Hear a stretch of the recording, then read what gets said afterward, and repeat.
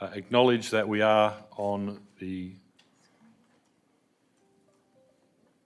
acknowledge the Wadani Bibbulmun people as traditional custodians of this region and pay respects to elders past and present. I'd like to advise that this meeting is being live streamed and also audio recording is taking place for minute-taking purposes. The prayer this evening is to be read by Pastor Joe O'Donovan of the Hope Church in Busselton. Is Joe with us? Thank you. If you could come forward to the presentation desk. And we thank you for your time and your blessing at our meeting this evening. Thank you, Mr. Mayor. Gracious Father in heaven, Almighty and eternal God, we gather here tonight in your presence, and we can say that because your word tells us that where two or more are gathered in your name, you are there in their midst. And so, Father, we pray a blessing. We pray a blessing on this part of your creation, this beautiful part that we call Busselton. We pray your blessing on this town of Busselton, Lord. We pray a blessing on the people of Busselton. Lord, all the people of Busselton, because we know that you love everybody, whether they're believers or believers to be. Father, we pray a blessing on the people. And tonight, Father, as we gather here at this meeting of the council, of these representatives of the people, councillors all, from the mayor and his deputy and all the councillors, Lord, our prayer goes up for them, Father. Lord God, that they would be aware of their responsibilities as representatives of the people. And Lord, that the decisions that they come to and make on our behalf, Lord, would be full of grace and mercy and wisdom and compassion.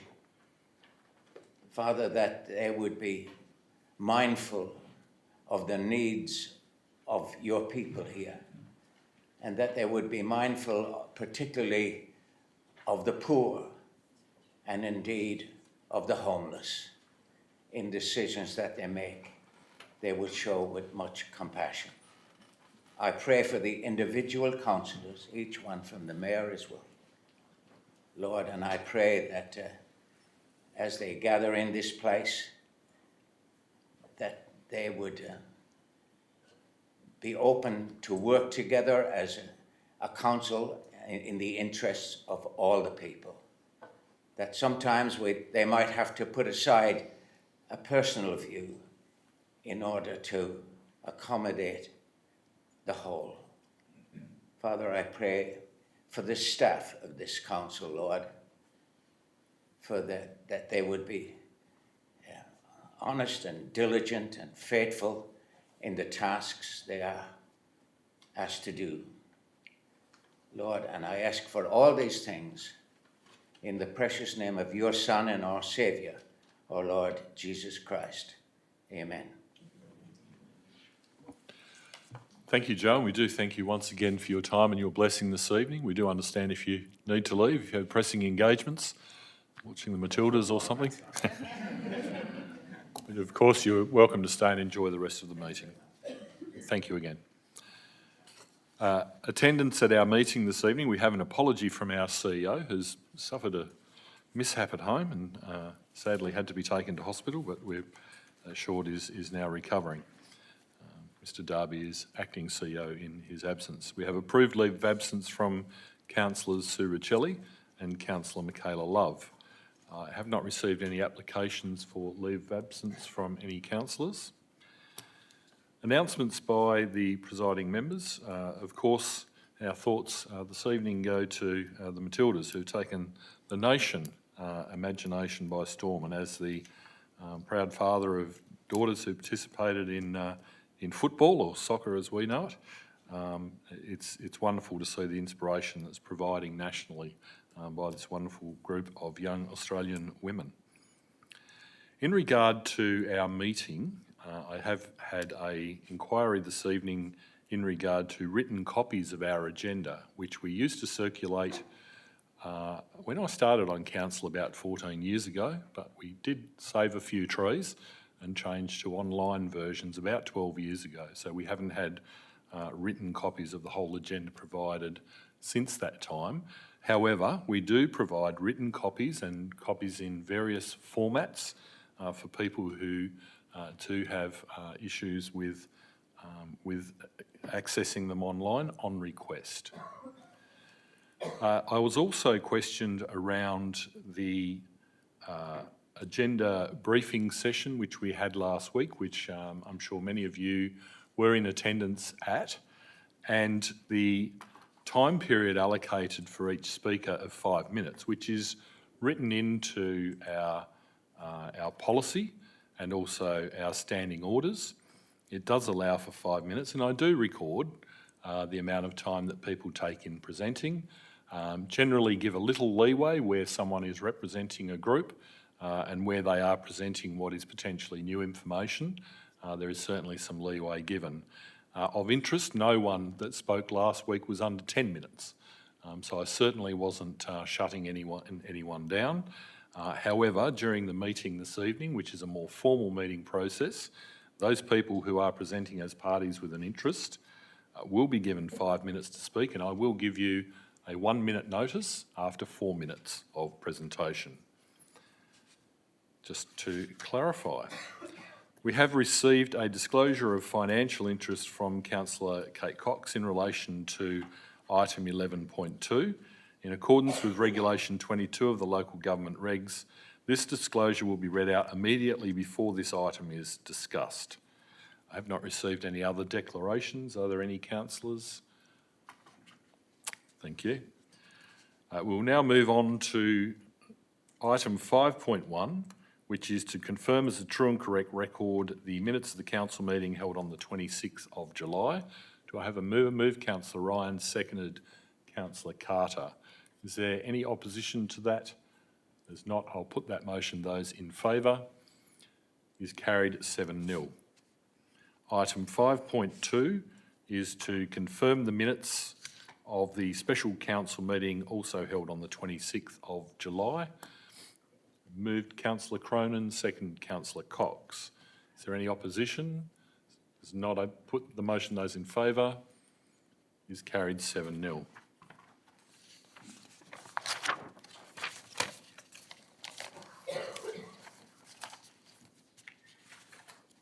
We now come to question time for the public, and we have a response to a previous question taken at our meeting of the 26th of July in relation to officers in the City Council and a letter received from the Minister for Local Government, and a response has been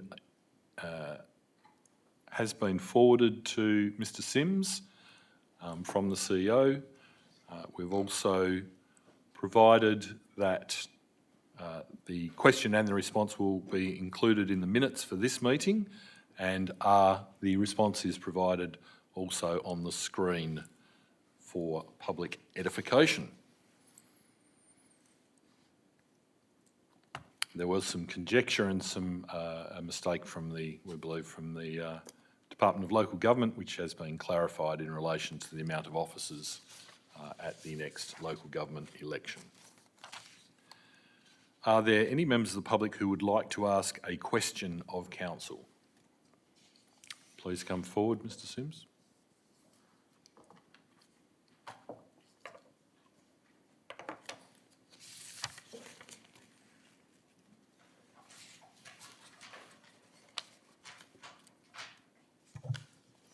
Good evening, Mayor, councillors and everyone else. Excuse me.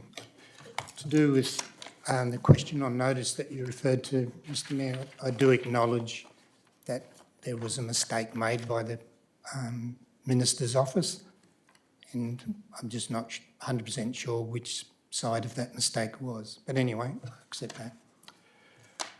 So my reference is to item 11.2, proposed amendment 56 to Local Planning Scheme 21 Special Character Area, page 58. the heading discretionary decision making. And I quote, "Discretionary decision making is at the core of good planning practice and rightly allows for individual context to be taken into consideration." So, but previously with the Geograph Bay Road draft, changing the setbacks, house at 946B Geograph Road was allowed to shorten this setback by 3 metres. This was done by using a draft policy that the council ultimately sent back for public consultation. That streetscape now has an uneven alignment and also spoils the neighbours' views. The decision by the planning department, we were told, was the discretion of a planning officer no longer working at the City of Busselton. The employee must not have discussed with his peers in planning, as no one knew why that decision was actually made. Discretion Sorry, by one... sorry, Mr Sims, you're making statements. Yeah. You need to ask a question during this part of the meeting. Planning should be black and white, so parties on both sides know exactly what to expect. So why aren't all discretionary decisions taken by a peer group in the planning department rather than a single person by those discussions recorded, plus ensuring the community and neighbourhood are consulted?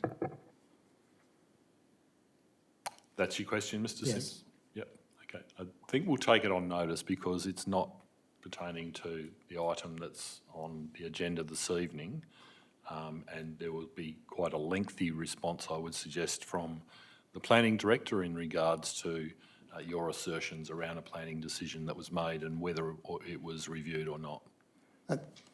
The reason why I raised it is because it is on tonight's item to do with discretionary planning. So that is why I raised the point and used an example in the preamble. The example is somewhat different. It falls under a different area of policy. It was still planning and it was still discretionary, and that's was Okay. what my point was about. I have said we'll take that on notice, Okay. Mr Sims, and provide a response to your question.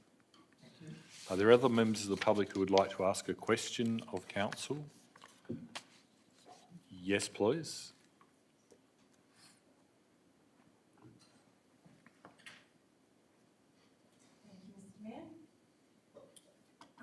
Regarding item 11.3, the proposed amendment to the local planning scheme 55 for Abbey South Precinct, my question is, can the City of Busselton include better environmental protection, i.e. prevent the clearing of the mature peppermint trees in the structure plan that they are looking at this evening, and therefore ensure that future development applications are required to be more bespoke and fit in with the environment rather than just clearing and dissecting the land?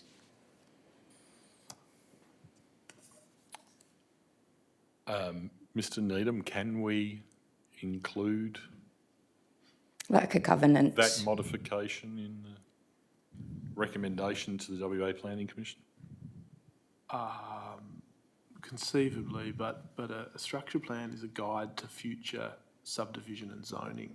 Yes. It's not for detailed development control. Okay, so when it comes to development application... Sorry. I need to listen, sorry. Sorry, Helena, Yes. this area is to ask a question, not to enter into... Oh, certainly. So practically and in reality, I think our capacity to make changes to the structure plan to have greater control over those things is very limited. And that's why in the cases of where we think there's vegetation that really very definitely has to be retained, the approach of officers has been to have that vegetation being land that's in public ownership. So it becomes the city's land, so that the individual landowners, and the experience of trying to require landowners to retain trees on individual residential lots, particularly relatively small ones, is that it's quite a difficult thing to do. So if it's important for those particular trees to be retained, try and get them on public land. Okay, thank you. Am I allowed to ask another question? You are? Thank you. On page 24 of the supplementary agenda, relevant plans and policies. There's a list of 7, as you can see on the screen now. I just note that the State Planning Policy 2.4 raw materials is not listed here. And given the fact that there are issues with fill and the lack of fill in the City of Busselton, can Council please explain why this policy is not being included or adhered to in this report? I would suggest that it states that these are the most relevant to the proposal, and I'm pretty sure that that policy pertains to the extraction of basic raw materials, not the need to include fill. There are subdivision details in it, recommendations for raw materials into subdivisions written within that policy. Mr Needham, are you aware of the content of that policy? Yeah, look, I mean, not in detail off the top of my head, but I do recall that it's primarily focused on the extraction of basic raw materials, but it does, I think Mr Nicholson is correct, it does also talk about uses of basic raw materials. As the Mayor has said, we've identified the ones that are most relevant to this application, and look, to be frank, we don't think that SPP 2.4 is especially relevant. In particular, as whilst there's no doubt there are issues with basic raw material supply and there will be basic raw materials needed in association with this proposed development, relative to the other growth areas in the City of Busselton and really throughout the Swan Coastal Plain, this site, its need for basic raw materials is pretty low relative to the number of lots that are being created and the number of new houses being created. So, yeah, look, I don't think it would have been, I think it would have been unnecessary information that didn't actually inform decision-making in any useful way if we'd included that in that section of the report. Thank you. My next question is, why are officer recommendations for the urban density conflicting with the densities desired by the landowners and developers?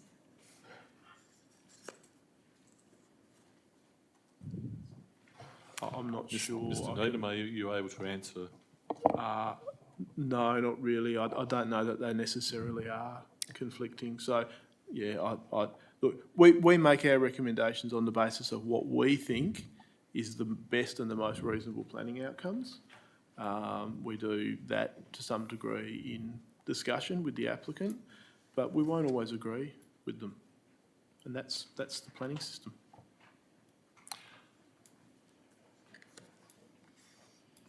Okay, do we have Thank you. any other members who would like to ask a question of council? Yes, please come forward, sir.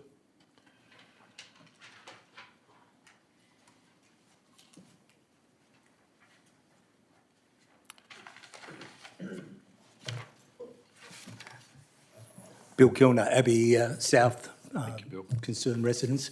I asked the question last week about density, and the response I got didn't clear it up. But during the week we've been having debate with some of the developers, and one of the developers said to me, Mr Stewart, said that council is tweaking the plans as we speak, and that Mr Leckie is only speaking for Lot 4 and Lot 12, and each developer is developing their own parcel of land.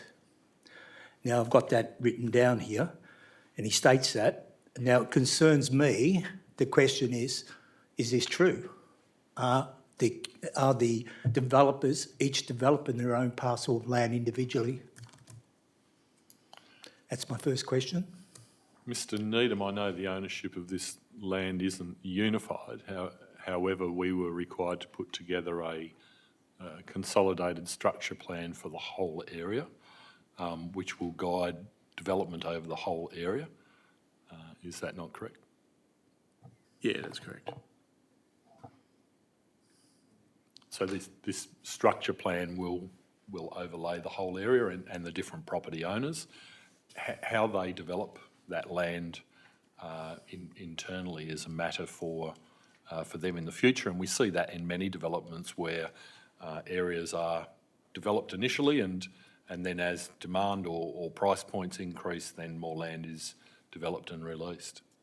But I'm not sure what the internal arrangements are for that development.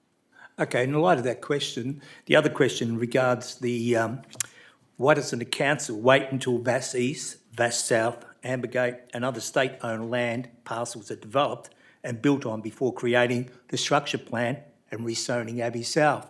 In the light of Mr Mr Kerry's statement on planning, saying that councils should open up and allow more development of public land.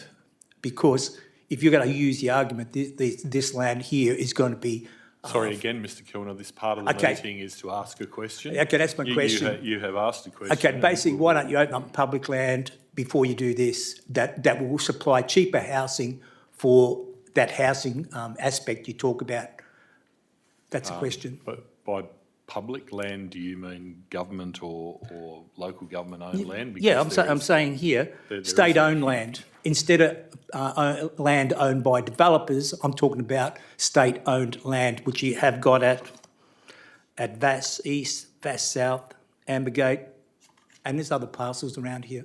Why not develop that first instead of this land? I'm not aware of any developable land identified by the WA Planning Commission that's not in private ownership, Mr. Yeah, Needham. there's very, very little public land in the city of Busselton that would be suitable for urban development.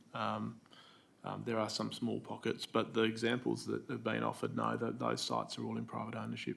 Well, I was speaking to Mark Jeselaski, I think his name is, from Albany, and he said there are parcels of land here.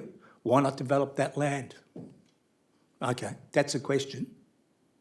Look, we can provide a written response to your question, Mr. Kilner, but yeah, it's certainly not generally the practice. There are some areas such as I think the East Perth metropolitan development area where it was state-controlled land, the site of former power station, etc., where that development did occur on Crown land, but mostly Crown land is forest or protected for conservation.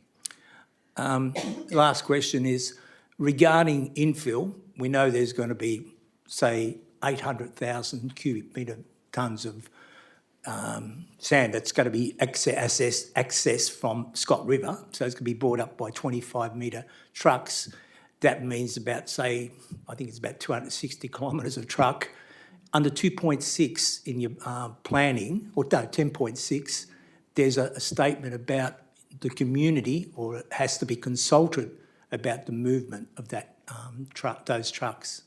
And so far, I don't think anyone in Abbey's been consulted about what's going to happen with that truck movement. I think we might be crossing over into talking about extractive industry, so where there is an extractive industry and trucks moving on roads that require restricted access vehicle permits, etc. But or where truck movements are created on rural roads, for example, these vehicles travelling on roads such as Caves Road or Bustle Highway would be as of right vehicles using those areas, and where we see for development everywhere there is certainly an increase in during certain stages of development. But I understand that this development, I've seen a topographical map of this area, it's actually reasonably high in relation to other areas such as Vass North, which certainly we would argue require more fill. This one is, I think, in most parts over 3 metres, so therefore only requires less than half a metre of fill. That's the question I'm asking. It's not. I'm asking, has the council conducted the process of consulting Abbey residents about the possible movement of this traffic through their area, which you would, under the Act, has to happen? That's the question. Maybe you need to go back and look at the Act where 10.6, I think it is, I've got it written down somewhere, but it talks about consulting the community about moving such an excessive amount of infill. And that's why you got that thing about infill. It's about the movement of it too. That is a problem. If it happens, it's the movement. And that's what I'm asking. Has the community been consulted about the movement? Yes or no? If the movement emanates from Scott River, then it's outside of our local No, but it's going to have to area come through... Sorry, Ms. Yeah, Gilmore, okay. I've listened to your question. I'm trying to respond politely.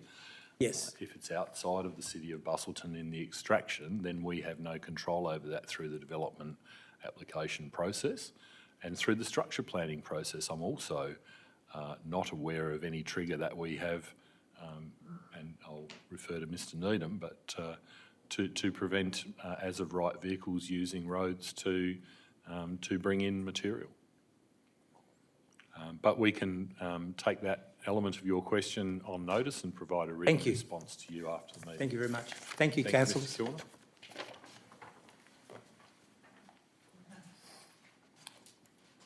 Are there any other members of the public that wish to ask a question of council? I'll move on to item 7. Councillors, we have been presented with an item of urgent business in relation to a petition, which, if supported as urgent business, will be considered at item 7.1.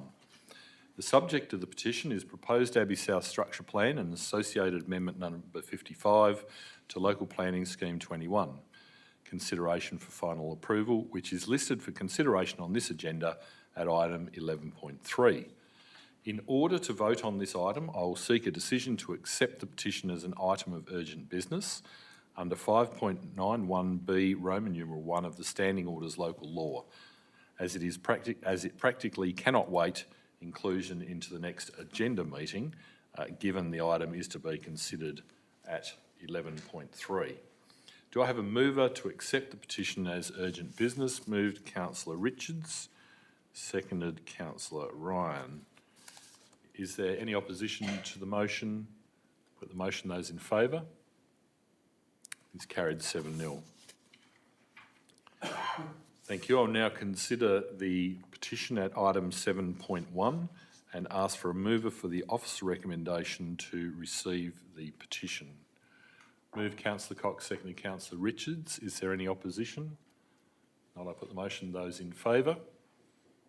Motion is carried at 7-0 to receive that petition. We now move on to item 7.2, which is presentations by parties with an interest. In the first case, we've received 4 bookings from people representing community and residents groups in relation to item 11.2. As Councillor Cox has disclosed the financial interest, you'll now leave the meeting while those presentations take place.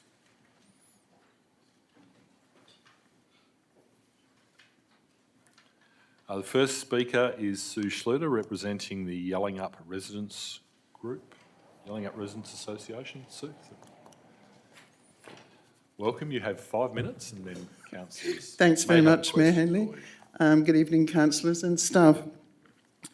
I represent the Yelling Up Residents Association and have 2 questions to address to Councillor Cronin on your alternative motion. Our association's concern has for some years been with what we saw as a lack of transparency and accountability in decisions made using discretion in assessing development applications within the special character area.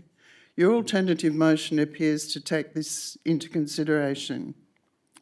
Point 3 of the stated reasons for proposing this alternative says, and I quote, by amending the delegation DA7-01 development control, this will grant the council the ultimate decision-making authority, enhancing transparency to the public and enabling well-informed decisions to be reached on any development applications necessitating a level of discrepancy.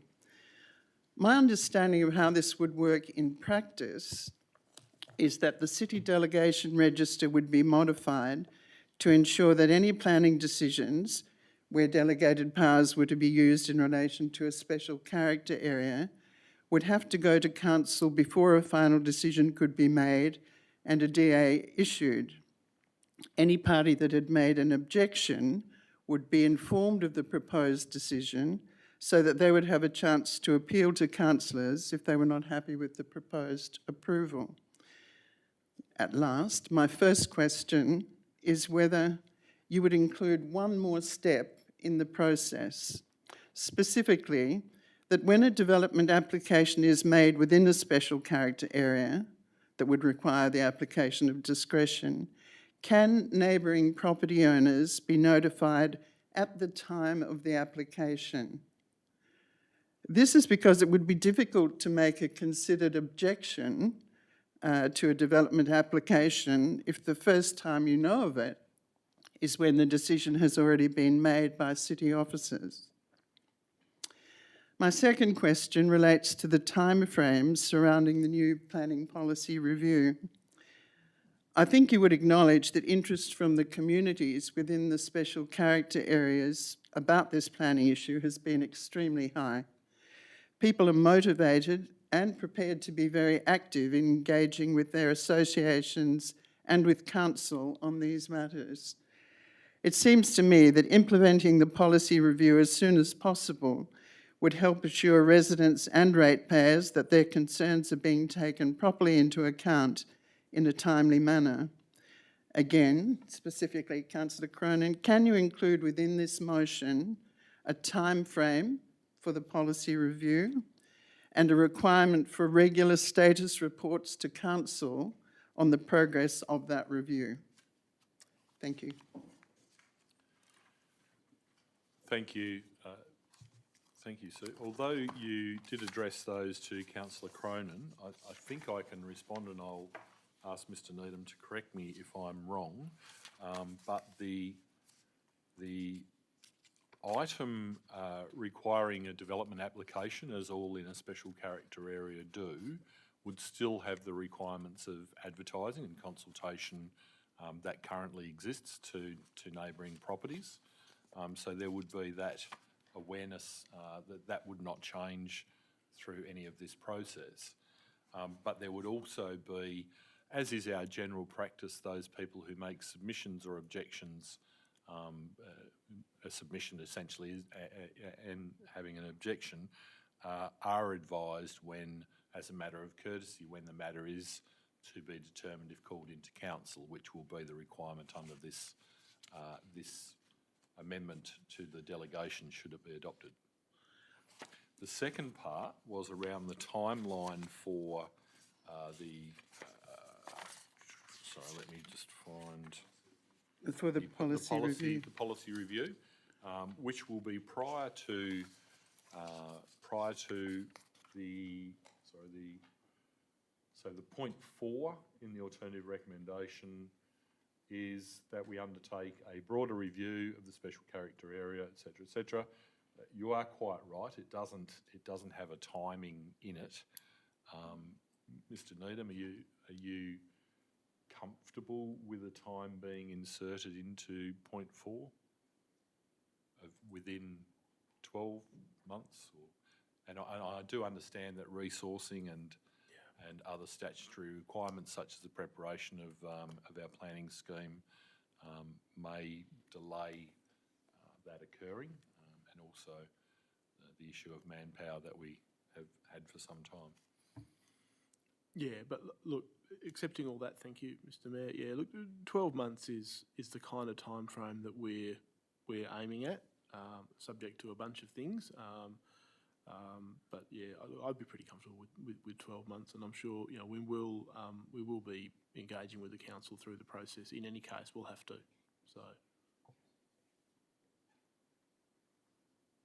So, Councillor Cronin, should you consider that reasonable, you could include under your point 4 that council note that the city will proceed within 12 months with the following further stages for review. Thank you very much. Be happy to include that. In your substantive motion? Yeah. Alternative recommendation? Motion. Thank you. Thank you, Sue. Thank you, Sue. The next speaker we have booked in is Peter Kyle from the Dunsborough Reference Group.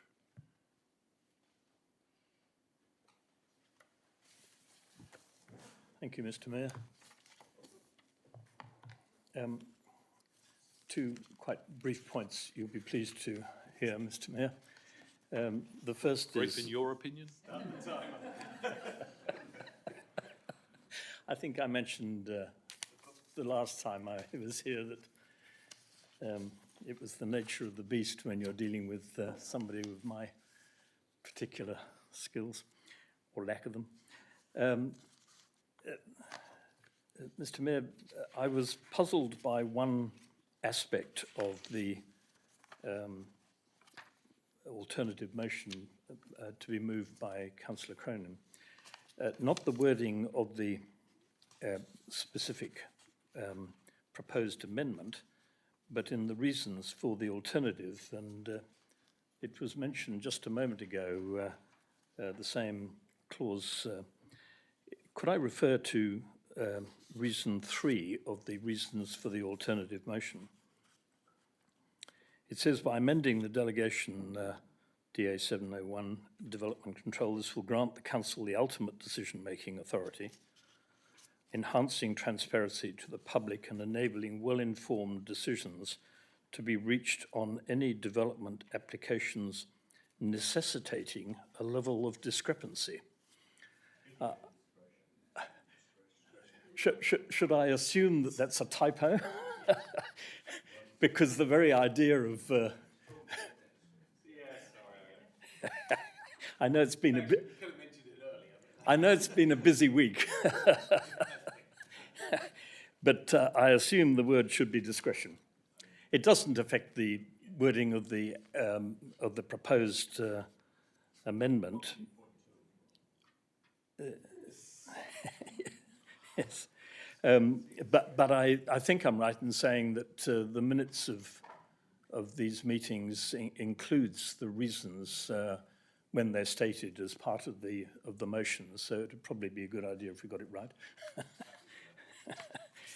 Thank you very much indeed. Having said that, may I say on behalf of the residents groups that I represent, that refer particularly to Old Dunsborough and Quindelup, that we very much appreciate the alternative proposition. I know it's taken time to develop and it's taken a lot of hard work. I'm well aware of that. And I'm well aware of the fact that there's been a period of toing and froing about how best to deal with this matter. But in our submission, what Councillor Cronin is proposing is entirely appropriate, particularly when you take into account the comments about that in the officers' comments, in which the planning officers go into a little more detail about how discretion is exercised in these special character areas and the extent to which the discretion applies. Can I, in that event, take it that it's clear, pursuant to paragraph 5 of the alternative recommendation, that all development applications concerning land in the special character areas, the approval of which requires an exercise of discretion to amend the rules, as stated in Schedule 4 of the Town Planning Scheme, or any other policies or rules that apply to that particular application for development approval, would have to be referred to council. I think that is the intent of the officer's comment as I read it, and it's an important aspect of it, I suggest, because what we're dealing with here is the need for it to be clear that the council must be given the opportunity to consider any proposal that involves any aspect of discretion making in relation to any particular proposal. Thank you. If that's clear, then I don't need to ask any further question about it. That's how it stands at the moment, I believe. Yes, thank you. Can I lastly, Mr. Mayor, refer, as was referred to previously, to this question of the development of alternative or updated policies for the special character areas. And if I might just make a suggestion to the city, we are well aware of the heavy workload of the city planners.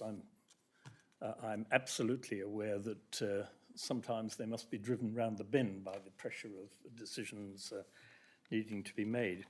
I ask, would it assist if the residents' associations of the various special character areas, and in the case of Old Dunsborough and Quindelup, the Dunsborough Reference Group, was to put forward proposals for the updating of the policies of those areas and the provisions of Clause 4, in other words, to proactively make suggestions to the city planning staff about how these slightly anachronistic policies now can be updated in the best way?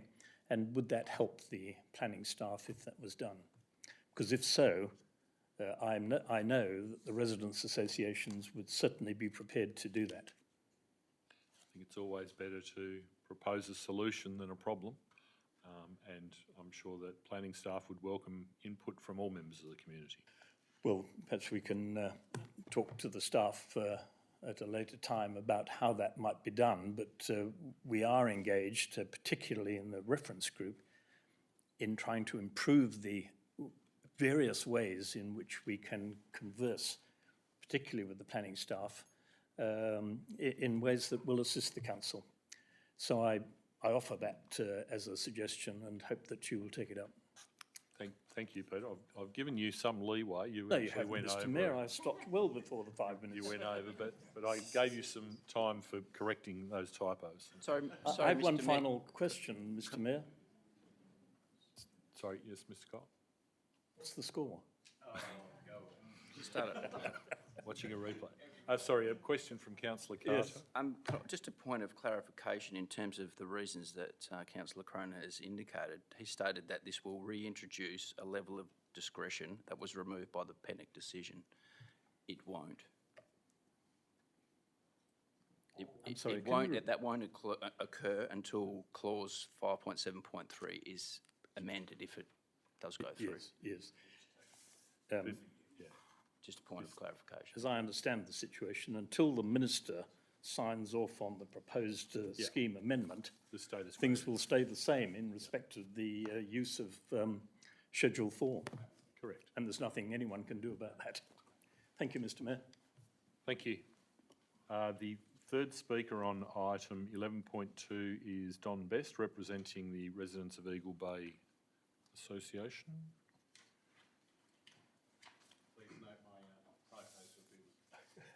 I won't go over them again, so that's right. I will try and be short. I'm here tonight as a representative of the residents of Eagle Bay Association. As an introduction, I'd just like to say that the issue of what seems to be, or what the community feels has been uncontrolled use of discretionary decision-making in regards to the special character area and regulations has been an ongoing issue for affected communities for many years. The community is therefore very appreciative that councillors are now prepared to listen and put in place some measures to improve accountability and transparency as proposed in item 5 of the alternative recommendation put forward by Councillor Cronin. Assuming this alternative recommendation, including item 5, is accepted by councillors tonight, the community see this as a very positive outcome. We have noted that in the officer's comments on the alternative recommendation, there is a comment that it may be more appropriate to add to the proposed amendment to DA 701 that the requirement for referral to council should include all discretionary planning decisions relating to the special character areas and not just those related to Schedule 4 items. The Eagle Bay community would strongly support this suggestion and request councillors to consider inclusion of this in the final accepted recommendation. Item 4 of the recommendation refers to a further stage to undertake review of the special area policies and associated planning framework. This review has been mooted by the Planning Department for a number of years dating back to 2020, but has never been instigated. Is it possible that an alternative recommendation could include a defined timeframe? This has already been discussed by Sue earlier. She was talking about 12 months. We've been waiting 3 years, so we'd like to think that there could be a shorter timeframe than 12 months for instigating this, especially if these updated policies are going to be considered as part of the drafting of the new planning scheme, number 22. 12 months seems a long way away if they're going to actually have any real inclusion in the new planning scheme. So we'd just like to see that started earlier. And I also reiterate the comment that Peter made. The community would be prepared to help fund, bring in an external consultant to help update these special area character plans. If their council would be open to that, or the city would be open to that, we'd certainly be open to discussions on that. In closing, I'd just like to say thank you to all councillors to allow us to present at this meeting tonight, and for listening to our community's concerns. Thank you. Thanks, Tom.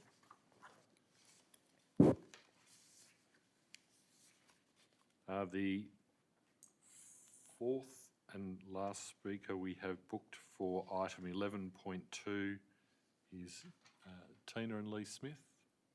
Thanks, Mr Mayor. We're happy just listening tonight. Thank for the you. opportunity. That'll save us some time. Are there any other representatives that haven't booked on with regard to item 11.2? Otherwise, we'll move on to item 11.3. I have not received any bookings from members of the community as parties with an interest in item 11.3. We do have a booking from Mr. Leckie representing the proponents, but are there members of? Oh, sorry, yes. Should let Councillor Cox back in now. You can come out of the naughty corner.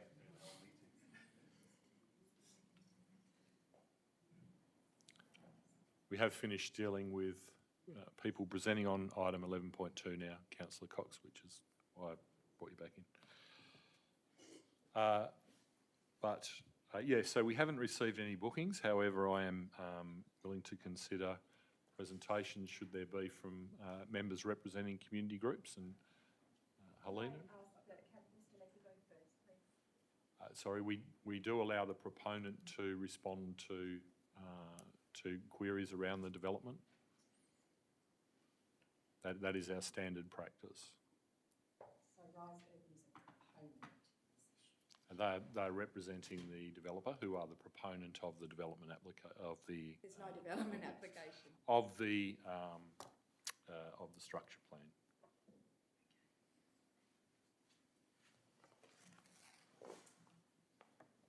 Thank you, Mr Mayor, for accepting me to speak on behalf of the Abbey concerned residents.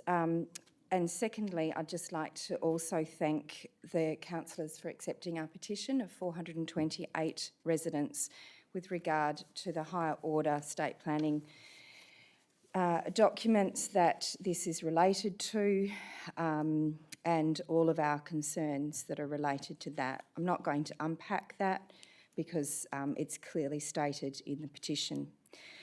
But I am going to express on behalf of the Abbey concerned residents gratitude to Councillor Cox for the amendment or alternative recommendation that she's put forward for debate tonight, particularly regarding water management, which we understand if the structure plan is approved and development occurs in that site, it's so adjacent to the floodway, as I presented last week. Changing that land use to a whole lot of hardstand is going to impact the flooding. So that water management is highly essential. Secondly, the alternative recommendation special provisions by Councillor Cox specifying measures in enhancing the environmental values are extremely important. We're grateful for those being included. What we are concerned still with is the fact that the structure plan maps that over the time, I mean the proponent, Rise Urban, have 866-page document that we have waded through at various times, and then there's been council reports and so on. But the last structure plan that was an attachment to the it's a different language, attachment to the supplementary agenda does not contain the R10 zoning that was in the second structure plan, which is the larger lots adjacent to RAC. Councillor Cox has recommended that they're put back in, and we agree that softening the development up to that RAC park that's meant to be eco-friendly should certainly be considered. As you may remember, and those who are new tonight, the 21st of June, I spoke at that first meeting about the bespoke developments, and I've talked about that again this evening with with the Director Paul Needham, saying that the city could secure land to retain some more of the vegetation within that area. There are 50 mature trees that have taken hundreds of years to grow, and I still am astonished that a structure plan can allow for demolition of those trees just to chop it up.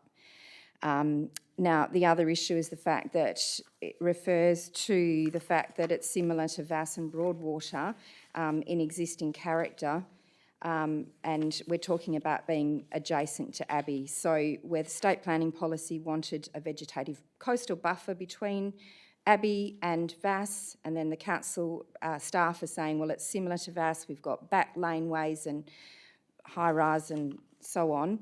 It's quite disappointing to hear that that it's matching with an area of the local government that is not adjacent and doesn't match within the vernacular of API.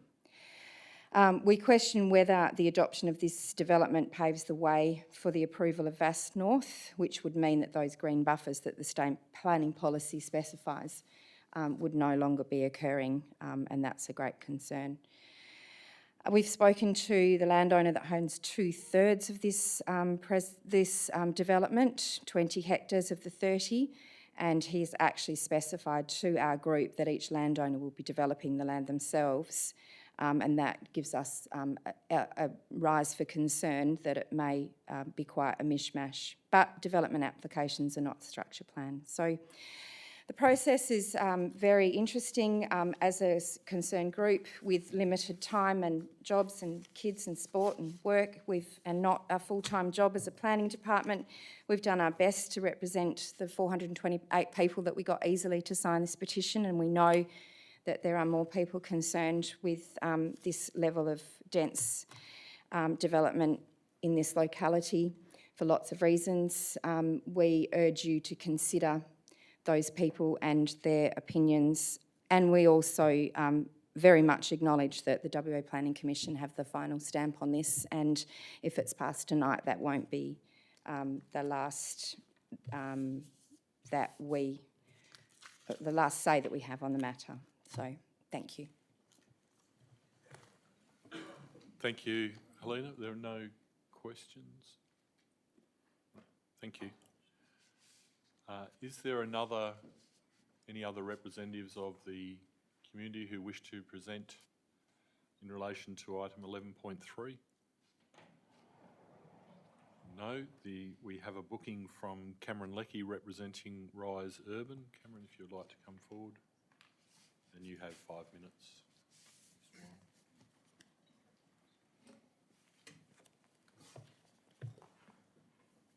Thank you, Mr Mayor and councillors. Thank you. I represent all 5 of the landowners within the Abbey Structure Plan area. And I wanted to start by confirming that we're comfortable with the changes to the density codes that Councillor Ryan has foreshadowed in her recommendation.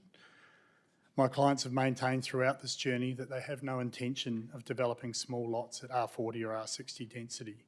Given the community's concerns with the density and my client's lack of intention to develop at that density, we're happy to put this to bed.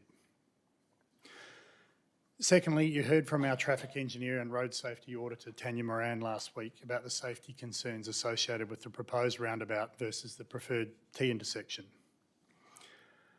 And I'd just like, excuse me, and I'd just like to recap a couple of things for you now. To be clear, first of all, a vote for a small footprint roundabout is a vote for the main road's 60-metre monster. The city's officers are supportive of a small footprint roundabout, but they're unable to produce a design or any guarantee whatsoever that main roads will support it. And ultimately, it's their call. The retrofitted Straley Street example highlighted by Councillor Cox is not a fair comparison with the Caves Road roundabout for a range of reasons that I just don't have time to go into in my 5 minutes, but I'm happy to take questions on. Suffice to say that the Straley Street roundabout was designed to suit a particular circumstance, and it's below the minimum design and safety requirements for a roundabout of this type. And main roads will simply not support a similar sized roundabout on Caves Road because the same constraints do not apply here. Last week you heard from Mr Needham that if the main road's monster ends up being the only roundabout option, then staff would much prefer the T intersection, and I'm encouraged by Councillor Cox's acknowledgement of the same. Unfortunately, once the roundabout's shown on the plan, the genie will be out of the bottle. and it will be impossible for us or the city to walk it back to a T intersection when Main Roads doubles down on the monster roundabout. At the moment, every single one of the recorded crashes in the local area over the last 5 years has occurred at Monaghan's roundabout, not at the T intersections on either side of it. Likewise, the traffic queuing on Caves Road that the locals are experiencing occurs because of the roundabout, not the T intersections. A second roundabout, regardless of its size, will only shift and magnify the current problems, as well as creating some new ones for Cuthbert Street residents. Instead of traffic queuing at Monaghan's as it does now, it will queue at the new roundabout at Cuthbert Street back towards Dunsborough, resulting in impatient motorists ducking down side streets to try and bypass the roundabout. The local residents have been pretty clear that this is a major concern for them, and frankly, who can blame them? I'd ask you to picture for a moment yourself in your car driving from Dunsborough to Busselton along Caves Road. We all know that the speed limit to the west is 90 kilometres an hour and drops to 70 on the approach to the roundabout. Traffic then has to slow considerably more through this section down to 30 kilometres an hour to be able to safely negotiate a roundabout. As motorists yourselves, you'll be aware that you have to slow down more for a big roundabout than you do for a small one because the size of the curve is bigger. A small roundabout encourages higher entry speeds, and the only way to slow traffic down is to then add those big long chicane medians down the centre of the road. Now this might be fine, except that they then restrict the access to the properties on the north side of Caves Road because they won't be able to turn right into or out of their properties. And this was something that council specifically said they wanted to avoid in their June resolution. By contrast, the T intersection with a two-stage right turn will not disrupt the flow of traffic on Caves Road and does not require those massive curved chicanes down the middle of the road to slow traffic. The intersection will function just like the one down the road at Cambridge Street, where the same style of intersection has been successfully operating for many years and where there are 0 recorded crashes in the last 5 years. Thank you, Mr. Mayor. The modelling shows that this proposed T intersection will continue to perform at a level of service A, which is the highest possible performance level that can be achieved for an intersection. And this will last for at least another 20 years and regardless of whether the Vass-Dunsborough link is ever built. As we drove home from last week's meeting, Tanya expressed her genuine concern as a road safety auditor that the decision to put a second roundabout on Caves Road will have very serious and potentially life-threatening consequences for someone in the future, be it a motorist or perhaps a pedestrian. The madness here is that you have a better option. The T intersection is proven by the data and the evidence to be a safer option for turning traffic, and it will not result in any more queuing than what's experienced at present. It provides improved opportunities for pedestrians to cross the road without having to navigate traffic swerving through the roundabout at speed. It will have less impact on access for the existing properties on the other side of Caves Road, and it will result in the loss of less vegetation overall. There is no downside here, whereas there are plenty with the roundabout. And on that basis, I'd ask that you support Councillor Ryan's alternate motion to retain the T intersection. Mr. Mayor, I don't believe I have much time left, and I'm happy to not respond to the earlier comments that were made if that's okay with the council, but if there are questions and I can answer them, I'm happy to do that as well. Thank you. Are there questions? Councillor Cox. Thank you, Mr. Leckie. I just have a very quick question. Can you please confirm for me what is more expensive, a T-junction or a roundabout to construct? The main roads roundabout we have costed, and that is considerably more expensive than the T-junction. Can you give me some figures? Around about $1 million difference. In a T-junction to a roundabout? Yes. So the roundabout is more expensive? Yes. Thank you.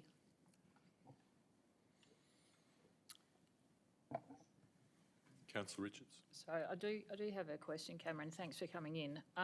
You used the comparison of Cambridge Road with the two-stage T intersection, but I don't know that that's a fair comparison because the cars coming out of Cambridge Road are confronting traffic that's already come off the roundabout and are not at speed at that point, whereas this intersection is going to be cars coming at speed at this intersection. So my concern is the safety aspect of cars coming at speed in a two-stage T intersection and knowing how congested that road gets now about people taking chances So I know that you're saying that the T intersection is just as safe because you're comparing it to Cambridge Road, but I don't know that that's a fair comparison. In your experience, you know. Well, I guess, I mean, I could, probably the best way to answer that is to say that they will also be coming at speed if there's a roundabout there, unless you put those giant deflections in, which is what I was talking about before. So the speed that motorists approach either intersection is something that's difficult to manage and control, and really the best way to manage it is to put more infrastructure in, which would be those big curved chicanes, and that's something we're quite keen to avoid. I guess the T intersection option, there's fewer, because the traffic coming from the southern leg and turning right onto Busselton Highway, for example, is theoretically much less than the through traffic. So there's less frequency of that risk taking than if the roundabout is sitting in the middle of Caves Road and there's vehicles coming east-west at speed into that roundabout and having to slow. So I don't know if that answers your question. And to be clear, I'm not a traffic engineer. I'm a planner with some knowledge of these things. So. Are there any further questions, councillors? Councillor Ryan? I just need to find the issue.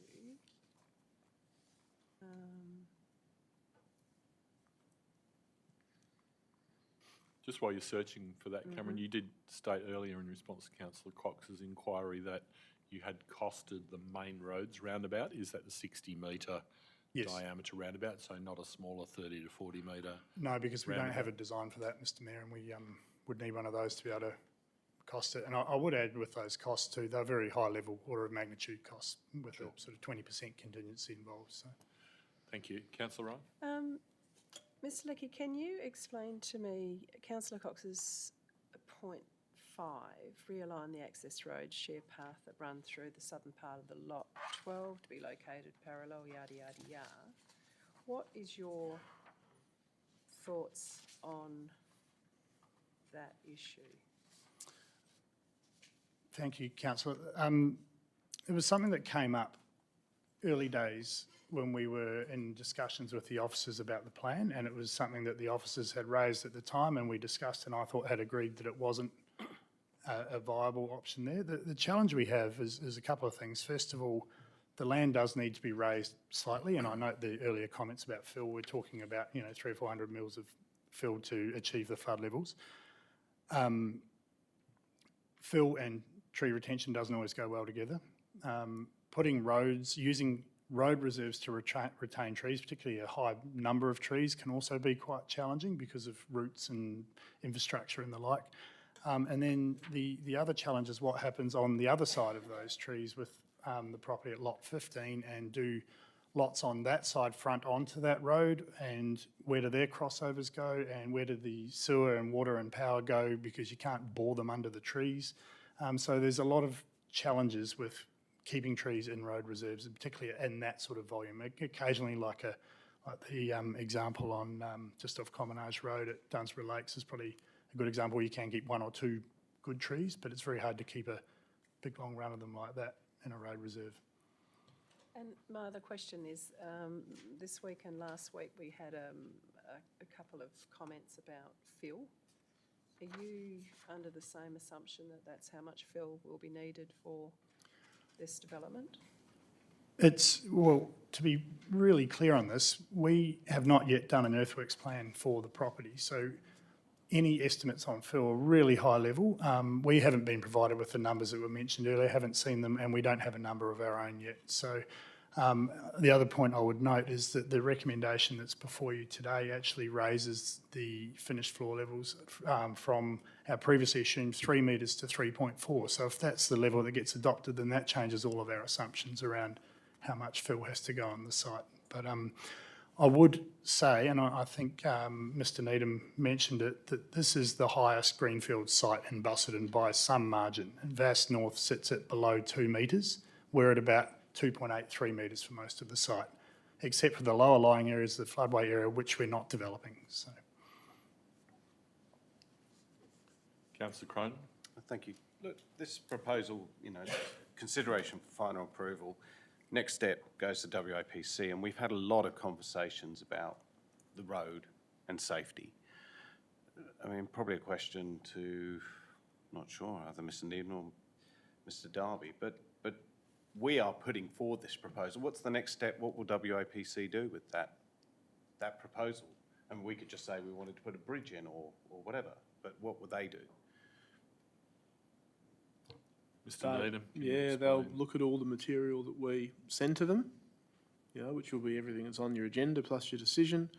They'll make their own assessment. They'll probably have discussions with Mr. Leckie and the rest of the proponent team. They might have discussions with agencies, and at some point that will result in a report going to the Statutory Planning Committee of the West Australian Planning Commission, and then they will then make a recommendation to the Minister for Planning with respect to the Town Planning Scheme amendment, and most likely reserve their decision on the structure plan until the Minister's made a decision on the amendment, at which point they'll make a final decision on the structure plan. And is there at any point we can add further comments if they change their designs? Look, I would anticipate that there'll be a reasonable amount of discussion involving the Department of Planning, the State Department of Planning, city officers, the opponents, you know, Main Roads, maybe other agencies that will, in the lead up to that report. There's then also a capacity for local governments, applicants and other stakeholders to make presentations to the Statutory Planning Committee when, you know, prior to them making their decision. Thank you. No further questions, councillors? Thank you. Thank you, Mr Mayor. Thank you, Council. I have received a booking from Hayley Pickett in relation to item 11.4. I'm not sure if Hayley wanted to speak or is here.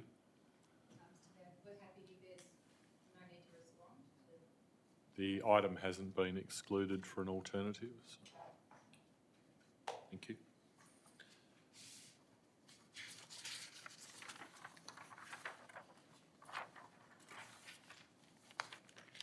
Councillors, I'm going to bypass the next items and bring forward item 11.2 for the benefit of the gallery, in accordance with the standing orders, and we move on to item 11.2, an alternative recommendation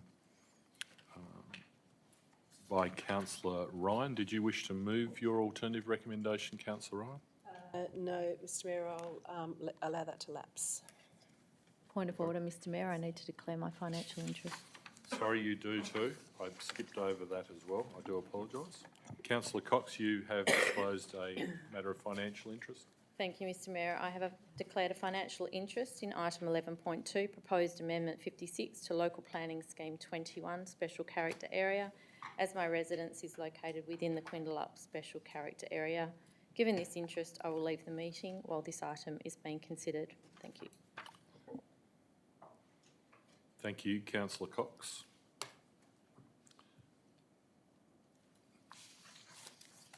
Councillor Ryan has not moved her alternative recommendation. Move on to an alternative recommendation proposed by Councillor Cronin. Councillor Cronin, would you like to move your alternative recommendation? Thank you, Mr Mayor. Yes, I'd like to move my alternative motion, item number 11.2, proposed amendment 56 to the local planning scheme 21, special character area. Thank you.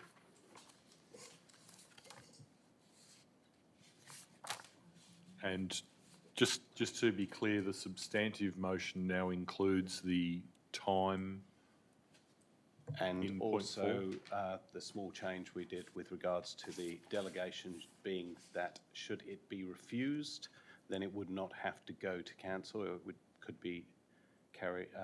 So the words after determination unless the application has been refused under delegation. Yes. In point 5 of the alternative recommendation. Yeah, the words I sent So through just- to. Have you received that wording? Okay, so We've emailed. after the word determination, unless the application, so at the end of it, has been refused under delegated authority. Is that right, Mr Needham? Yep, that works. Yep, that's correct. You happy with that as your substantive motion, Councillor Cronin? Under delegated authority. Yes? Thank you. Yeah. The intention is there. Thank you. Did you have a question? Oh. Is there a seconder? Councillor Ryan. Is there opposition to the alternative recommendation?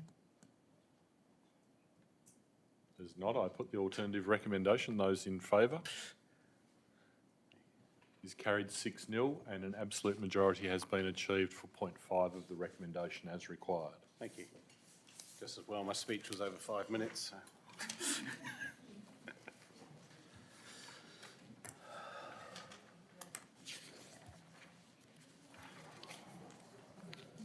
Can you please let Councillor Cox back in? Thought you were going to be out there longer.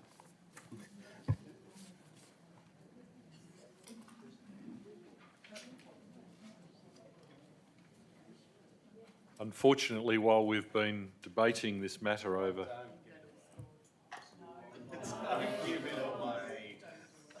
We've missed one of the greatest goals ever scored in England. I won't tell you the score. We now move on to item 11.3, an alternative recommendation by Councillor Cox. Councillor Cox, would you like to move your alternative recommendation?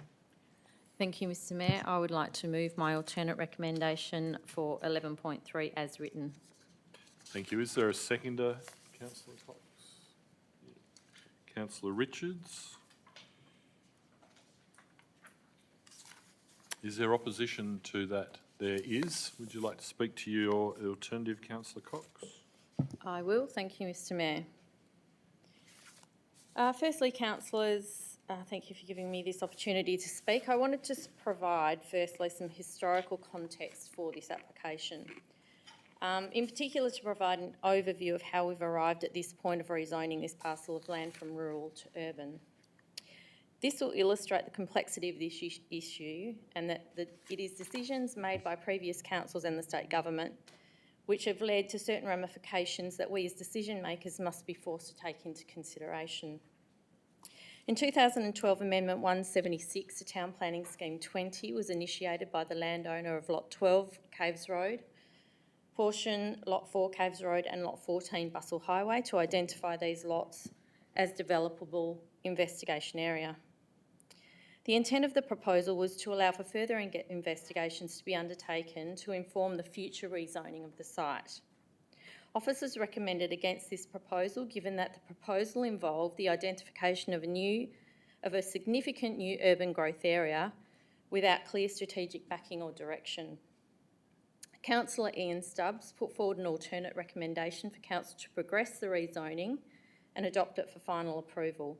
It was endorsed by that Council 9-1. It was noted that the Council at the time was of the view that rezoning the properties as DIA was the most appropriate zoning for the properties as it, and I quote, allows the owners to explore the various options for the future use of their land. In 2012, the then Department of Environmental Protection acknowledged that the site had patches of remnant vegetation which may serve as movement corridors for local fauna. The site was also recognised as a known habitat for the western ringtail possum. Traffic concerns that were raised at the time were responded to as follows by officers. It is acknowledged that any future development of the land, regardless of the zoning, is likely to result in increased traffic volumes on Caves Road. The structure planning and amendment process will require detailed traffic studies and design options to adequately address this issue and ensure that any future development will not compromise the safety and efficiency of the network. I've taken this comment from a report written by staff in 2012 in regard to the rezoning, and it's very interesting. Again, officers are providing commentary that does not support the rezoning. I quote, "Sufficient urban land has been identified to accommodate substantial urban growth. Even without any infill development in existing areas, the city's population could exceed 60,000 people without any additional urban land being identified. Whilst that does not, in and of itself, mean that further urban land should not be identified as part of the preparation of the city's local planning strategy, it certainly means that there is no planning imperative to expand the planned urban footprint in the short term. Whilst I acknowledge that this was written some 10 years ago, You will agree with me that this sentiment is very interesting. Subsequently, the Minister for Planning did not grant final approval to Amendment 176 to Scheme 20. In 2006, a local planning strategy was drafted for endorsement by Council, setting out the long-term broad planning direction for the local area. The WAPC granted consent to advertise the draft strategy in 2015, however, with the deletion of Urban Growth Area 11, Abbey South, due to an inconsistency with SPP 6.1, Lewin Naturalist Ridge. At this time, the only submissions received, specifically in relation to Abbey South, were 3 submissions in support of the identification of Abbey South as a medium-term urban growth area, which Council had again supported in 2013. In this report, officers are recommending support of Abbey South for future urban development, primarily due to the ongoing endorsement by councils. However, they were still of the opinion that the land supply and dwelling yield projections that underpinned the strategy indicated that in Busselton there was already sufficient zoned and structure plan land to accommodate anticipated population growth for at least the lifetime of the strategy, which was 15 years. In terms of location, officers were of the view that Abbey South had merit, and I quote, due to it being the last undeveloped near coastal land with development potential in the Busselton Vass urban area. Further residential expansion to the west is constrained by land in public ownership, that is Lock Estate. It will round off existing residential development consolidation. There will be no effects in terms of separateness of settlements. The area is close to schools and services, no visual impacts or environmental constraints. Given the...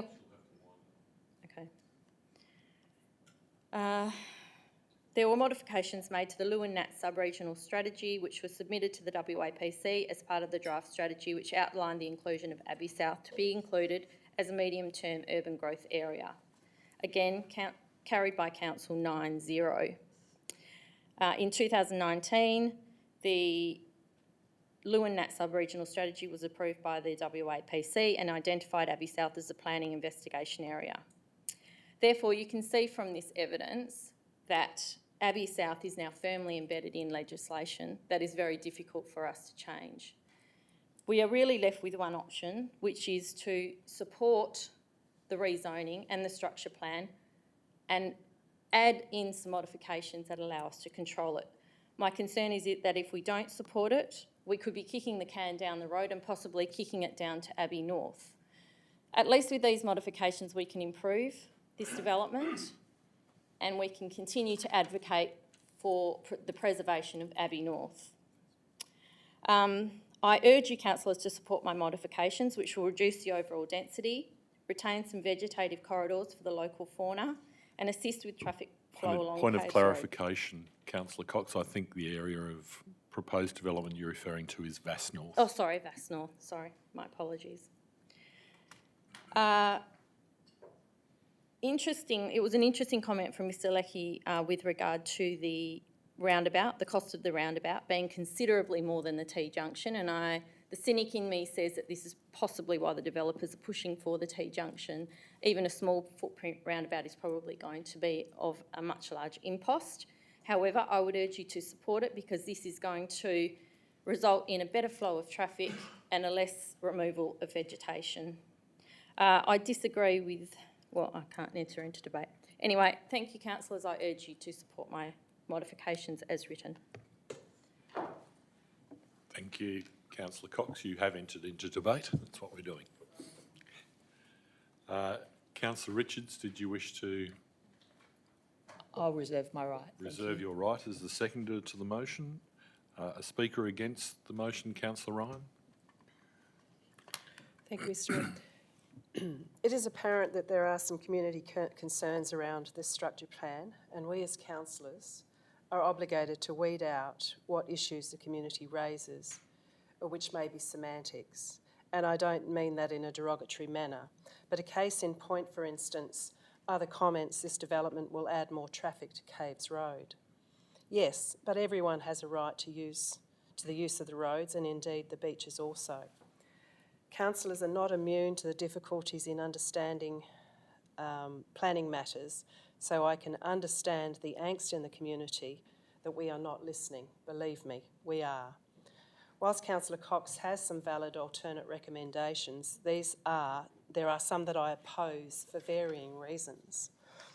It is also worth noting that a massive roundabout will undoubtedly affect the trees and fauna because of the clearing required. We've also heard from the consultants last week that roundabouts are dangerous and the least desired option in terms of safety. Tonight we heard from Mr Leckie in relation to safety and roundabouts too, yet discussion today was divided. Just in response to Councillor Cox's suggestion that the roundabout will be an extra $1 million, that $1 million will be added on to the housing stock or the land stock. And we always hear about the affordable housing issue. Adding on that $1 million to those blocks tends to make things less affordable. Whilst I was initially concerned also about the R60 zoning of some lots, it makes sense to have an area in what is deemed local centre to encourage housing diversity. This is a small area of less than 6,000 square metres, and as such, whether townhouses or apartments, will be a very low relative to the overall project. And as stated in the comments, the City of Busselton Local Planning Strategy 2019 identifies the area in question for urban consolidation around a local centre. The city, or us, ultimately is not the decision maker on the amendments or the structure plan. Any recommendation will go to WAPC and Minister for Planning for consideration as part of their assessment. And it would be open to the WAPC and Minister to agree or disagree as they see fit. We are not the decision maker, only an advisor to WAPC and Minister. I would like to foreshadow my alternate recommendation to give a more appropriate mix of land uses for this area, along with the safest road system, in my humble opinion. Thank you. Thank you, Councillor Ryan. Is there a speaker for the alternative recommendation? Speaker, did you wish to speak for the alternative recommendation or against? For? Yes. Yep.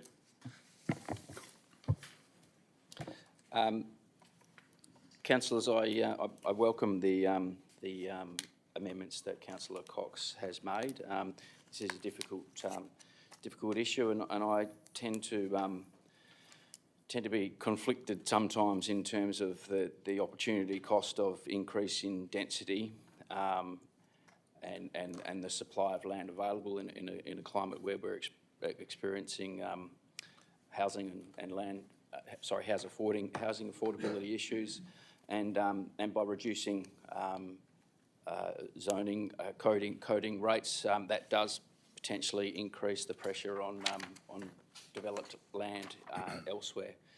But I think the changes that Councillor Cox has made will improve the development from a local perspective, reduce the impact to a degree. And hopefully appease at least some of the concerns of local residents.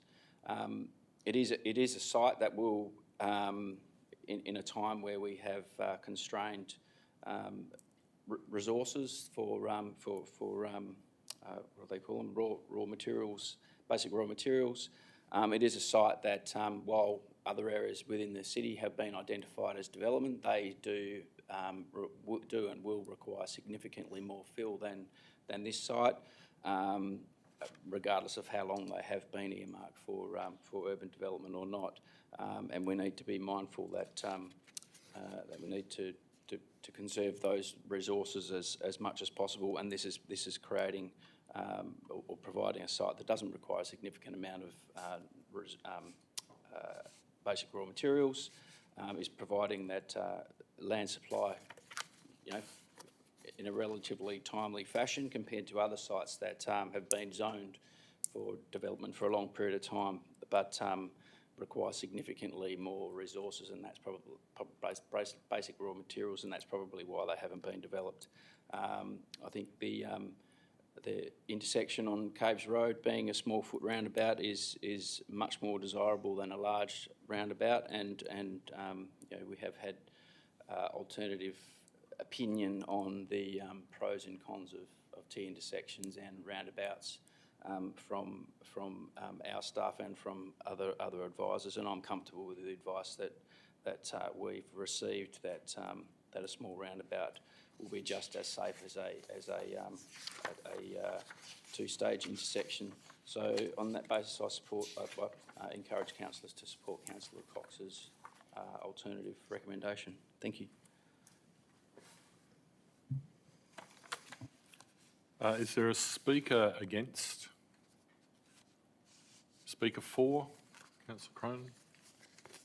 Thank you, Mr. Mayor. Look, as you know, I pulled this item a few months ago with concerns about the zoning and also with regards to safety of the roads. We've gone through a lot of iterations of this. We've had a lot of back and forths. We've had a lot of experts speak to us. Councillor Cox has put forward a proposition, and as I raised earlier, I hope that I can place some of my trust in Main Roads, that they have the experts that will do the best thing for that area, that is the safest, not judging it on finances, but looking at what they can do. This offers that opportunity to Main Roads, that they can look at a number of options and come up with the best solution. So with regards to the zonings, we've been looking at this, going back and forth. I believe it is a better outcome than where we started, so I'm happy to support this motion. Thank you. Thank you. Is there a speaker against? Speaker for? Right of sorry. Do you wish to exercise your right as seconder? Yep, Councillor Richards. I want to thank Councillor Cox for putting this amendment forward, and I also want to thank Councillor Ryan for putting hers forward.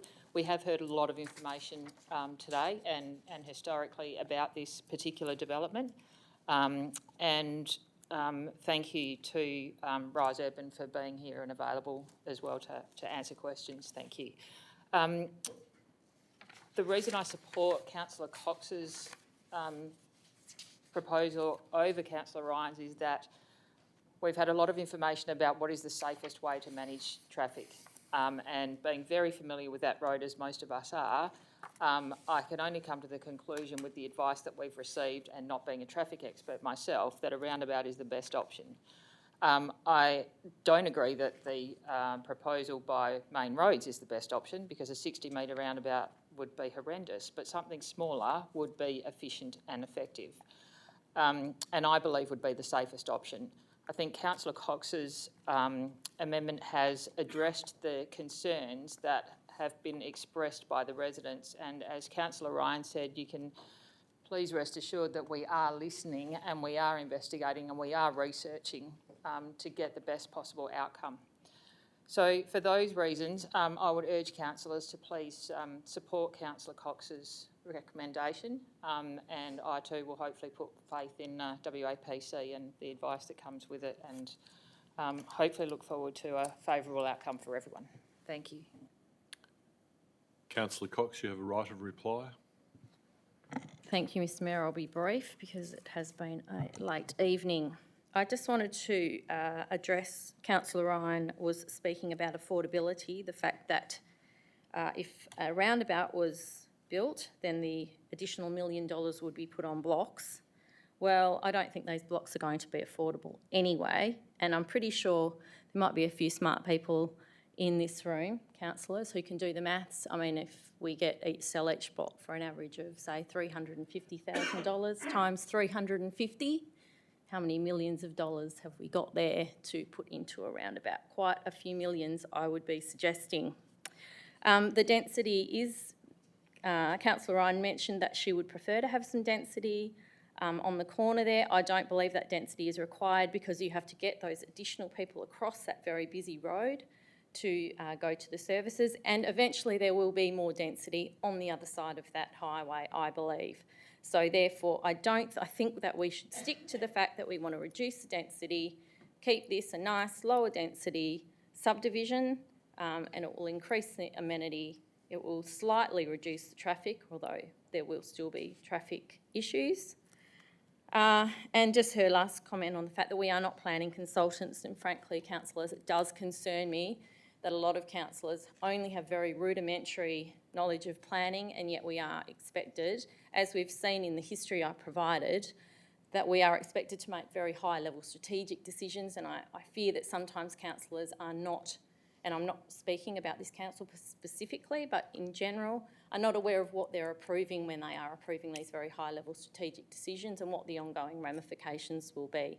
Therefore, I would urge you to support my modifications, and let's all put lots of thought into future planning considerations. Thank you. Amen. I now close debate and put the alternative recommendation. Those in favour? Opposed? It's carried 6-1.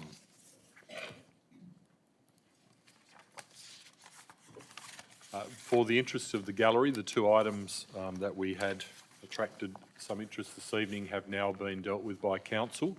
I will allow a short pause if those members of the gallery wish to exit before completing the business of the meeting.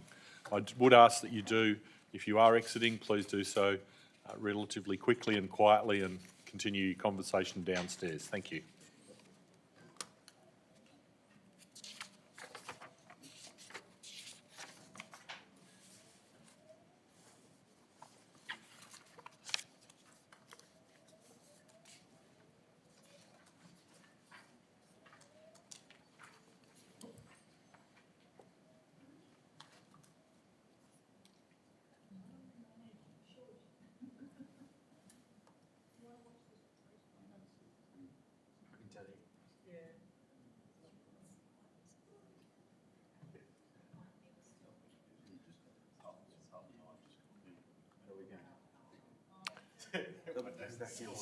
Councillors, we are in a meeting. Councillors, we now move on to the item 10, the adoption by exception resolution, which contains the committee recommendations for items 10.1, 10.3, 10.4, 10.5, 10.6, 10.7, 10.8, 10.9 and 10.10. And the officer recommendations for items 11.1, 11.4, 12.1, 12.2, 15.1 and 15.2 to be carried en bloc. Is removed for the en bloc resolution. Moved Councillor Carter, seconded Councillor Cronin. Is there any opposition? I'll put the motion. Those in favour? Is carried 7-0. Item 10.2 is a recommendation of the Policy and Legislation Committee, delegation of power to dispose of residential property by lease, requiring an absolute majority. Is a move for the committee recommendation. Moved Councillor Ryan, seconded Councillor Cox. Is there any opposition? If not, I put the motion. Those in favour? Is carried 7-0, absolute majority achieved.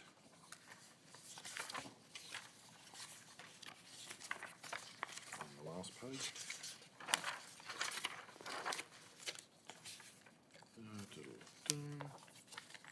There being no further business before council, I declare this meeting of council closed.